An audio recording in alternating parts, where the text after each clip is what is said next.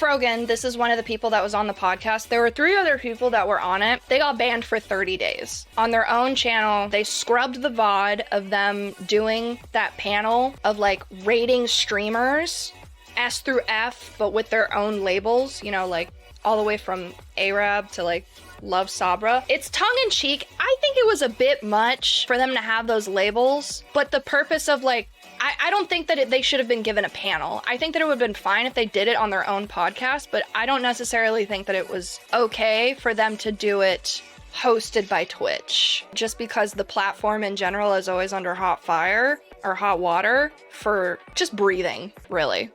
But like with these recent accusations of them being anti-Semitic, like, it's not helping beat the allegations, you know? It's kind of cringe-coded.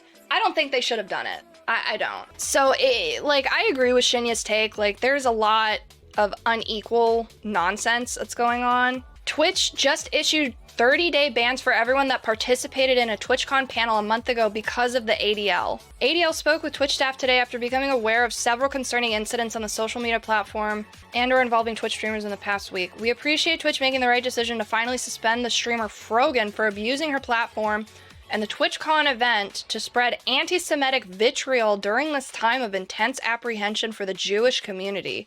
Twitch must learn from the situation and improve how they address anti-Semitism on hate on their platform, which is an ongoing and significant change.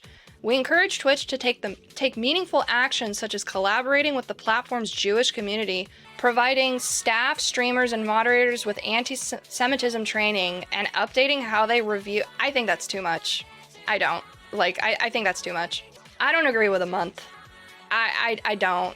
That's too much, honestly. Like, yeah, the tongue-in-cheek cringe S through F tier thing that they did was like cringe. I don't think it was a month ban worthy. Also, Twitch, so there was a post that they had to put out yesterday because people were just now apparently finding out that people in the Israel-Palestine regions were like somehow soft blocked from creating new accounts. And they came out with a statement saying like, yeah, it's like half soft block. You can still use it if you sign up with your mobile number, but not email. I don't know. They put something out limp like that. And then they said they turned that on October 7th, like when the October 7th attacks happened. They left it on for a year and they said, my bad, I just forgot to turn the switch off. I don't know if that's a sign of like truly how noodle-brained the platform is, or if that's a sign of like, y'all are laying off way too many people. I think it's the most reasonable thing that they can really say, because like, what else are they gonna say? Like, yeah, we're just racist as fuck, we're anti-Semitic as fuck, and you know, it's our bad, and you should be back up and running. But at the same time, like, I don't understand how they can say that they turned it on.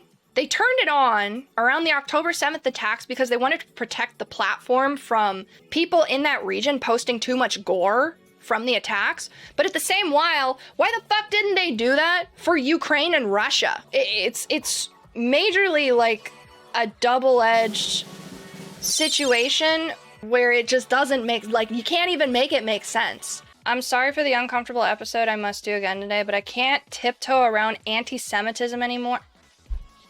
Ethan, honey. Okay, everything that I'm about to say is coming from a person who is very much not Jewish, very much not Muslim. It's very apparent who is getting massacred. Point blank. All right? Right there. Nobody in their right mind, I gotta specify that, is saying that nobody is saying that there isn't anti-Semitism in the world.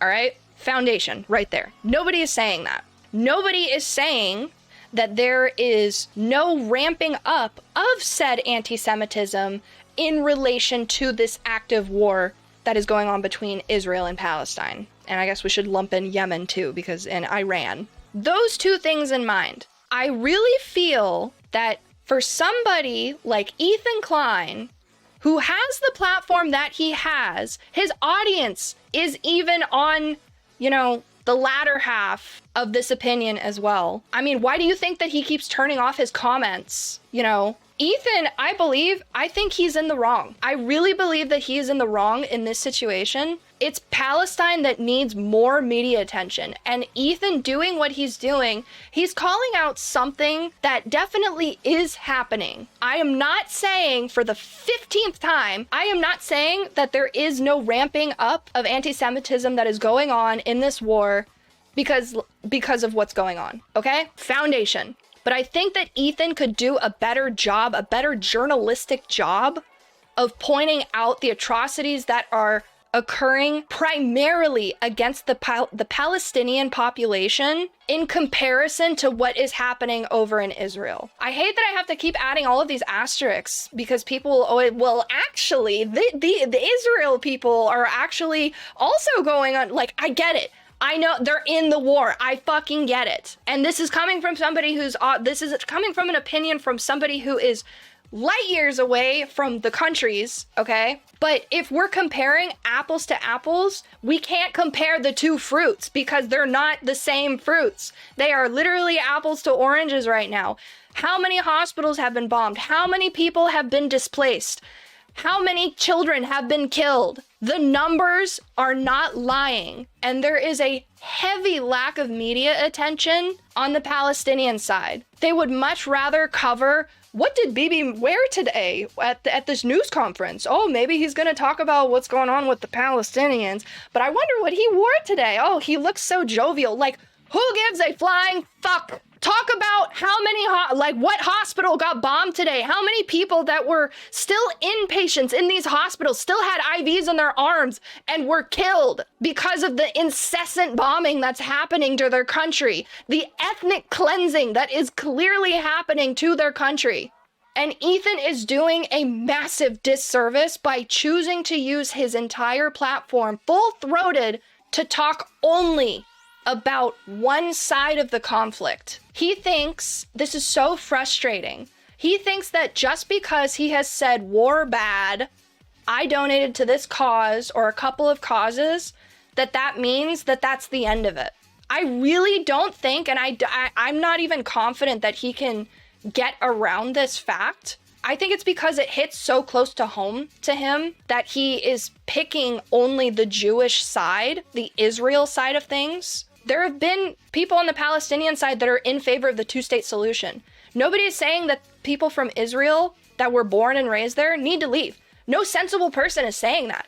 I don't know where the fuck he's getting this. And he's also shadowboxing with himself with random people posting on his Instagram and just pointing out, like, look at all of these left-wing and liberal hypocrisies that are happening, like all of these dog whistles that are happening out here, like, make it make sense. Talk more about Palestine. You have a huge platform, Ethan Klein. What the fuck are you doing? Disavowing the war in general does absolutely fucking nothing. Use your platform to talk about the side that is clearly underprivileged. Ever since 9/11, like even before 9/11, they've had no moment in time where any major media outlet has been on their side. And they're finally having their Holocaust moment, and nobody is, we have the technology, we have the ability to film and show video and talk about all of these different, like, we have so much active coverage of what is going on, and you are actively choosing to not talk about it. You obfuscate and instead only talk about the ramping up of anti-Semitism that is happening because it's happening. It's like a full circle sort of like, well, these people are being anti-Semitic because they are in support of Palestine, and they're also people that happen to be saying, like, fuck Israel, Israel shouldn't exist, when those are like the niche groups of people that are banding together. They're not sensible opinions. Like, anybody with a fucking brain knows that those aren't sensible opinions. It's so aggravating to be able to discuss how I've been silently observing. I'm not much to post on Reddit very often or talk about active conflicts like this. Like, I have a tiny platform, but what I'm not going to do is sit here and ignore clearly what is happening. Somebody with a massive platform that happens to be Jewish. See, and then he wants Dan Clancy to resign. He's on the anti-Semitic list. You know, Ethan is a self-described, proclaimed hater. He's gone above and beyond that in my book. I think he's perpetuating the same kind of hate that he's accusing other people of doing in an ironic twist.